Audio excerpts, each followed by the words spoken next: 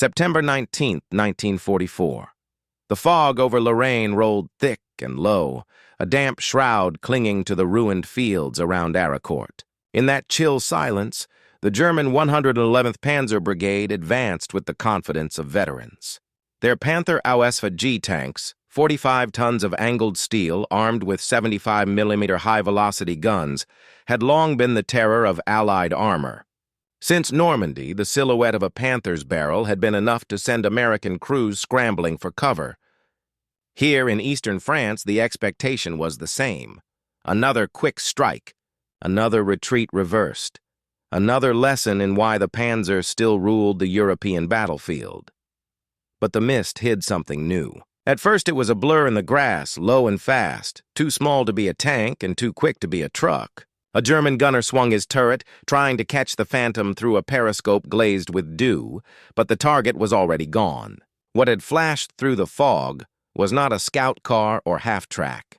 It was a weapon the Germans had never faced, a machine that turned every principle of armored warfare upside down. The Americans called it the M18 Hellcat.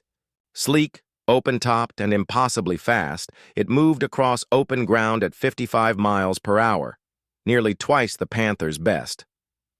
Its crews did not stand and trade blows. They sprinted, struck, and vanished. From hedgerows and folds of terrain came the crack of 76mm guns, quick and sharp as whip cracks. Panthers lumbered to return fire, their hydraulic turrets groaning to keep pace, but the targets had already disappeared. The proud hunters of France were now being hunted by speed itself. Survivors remembered the confusion more than the shells. It moved like a demon, one German wrote later, astonished that such velocity could belong to armor. For the first time, Panzer crews learned what it meant to fight an enemy they could not pin down. Their strength, their weight, had become their weakness. The battlefield that morning shifted not because the Americans brought thicker steel, but because they brought motion, to understand how such a machine came to exist, how the United States dared to build a tank destroyer that could outrun its own legend. We must rewind to a time when German armor ruled Europe. December 1940. Across the frozen fields of France and Poland, Panzer divisions carved through nations with mechanical precision. The Blitzkrieg had proved unstoppable, its formula clear: speed, coordination, and shock. American observers watched in disbelief. Their own tanks, M2s and M3s built for infantry support, were too tall, too slow, and too clumsy to survive against the fluid, fast-moving German style of war. The world had entered an era where mobility was as lethal as firepower. By 1941, the lesson was impossible to ignore. Even before Pearl Harbor pulled America fully into the conflict, U.S. planners knew that simply building heavier tanks was not the answer. The M3 Lee, with its hull-mounted gun and awkward secondary turret, was already obsolete before it left the factory. Its successor, the M4 Sherman, would become the backbone of U.S. armor, but it, too, was designed for flexibility, not dueling the heavy beast Germany was beginning to field. Something else was needed, something designed not to endure hits, but to avoid them. Thus emerged one of the war's most unorthodox commands, the U.S. Tank Destroyer Force. Formed in late 1941, its doctrine rejected the old logic of armor versus armor slugfests. Instead, tank destroyers would act like cavalry, swift, mobile guns meant to intercept and annihilate enemy spearheads through ambush and maneuver. Protection would come not from thick plating, but from never being where the enemy aimed. In the deserts of North Africa, these ideas were tested in the harshest conditions imaginable. Against Rommel's Afrika Korps, American and British forces learned that even superior numbers could falter against agile tactics and the dreaded 88mm gun. Reports from Tunisia and Libya confirmed what theorists had feared. The Panzers dictated the fight because they controlled the tempo. When Allied forces countered with speed, using terrain, concealment, and surprise, the advantage shifted. Out of this crucible came conviction. America's armored answer would not be heavier, it would be faster. By mid-1943, as the Eastern Front revealed Germany's newest monsters, the Panther and Tiger, the urgency became a race against time. The Panther's 75mm WWII-42 gun could pierce most Allied tanks beyond a kilometer.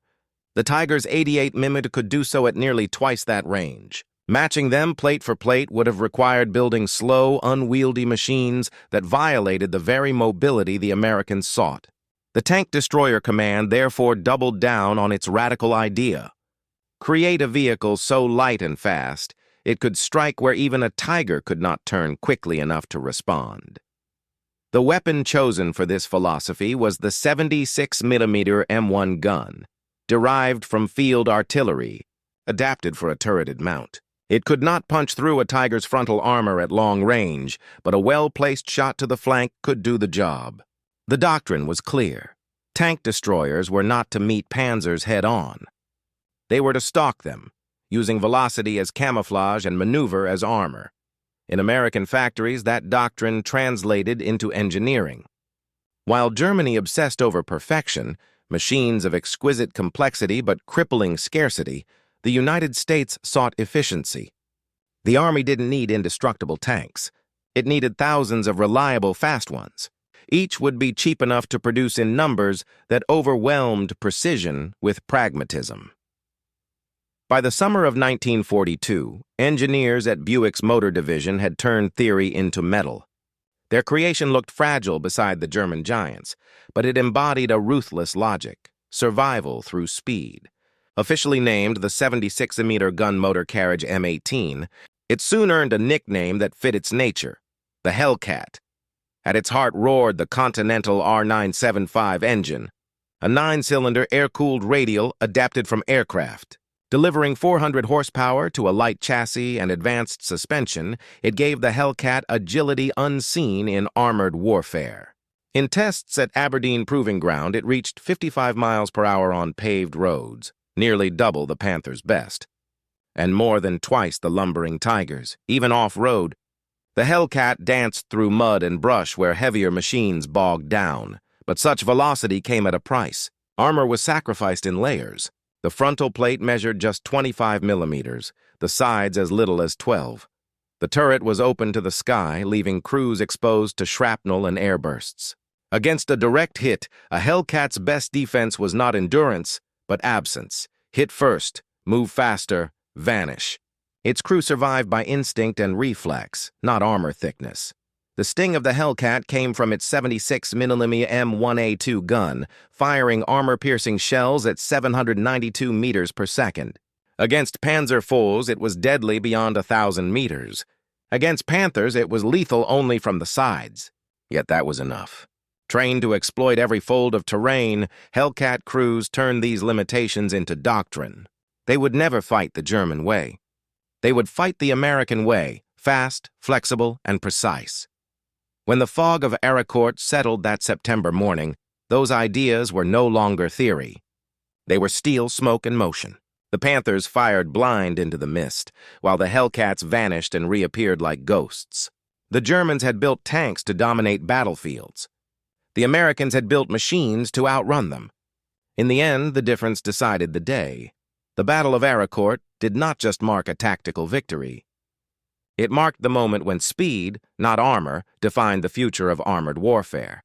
In that gray French morning, amid the churn of mud and engine roar, the world learned a simple truth. A tank's greatest weapon is not always its gun. It is the space between when it's seen and when it's gone.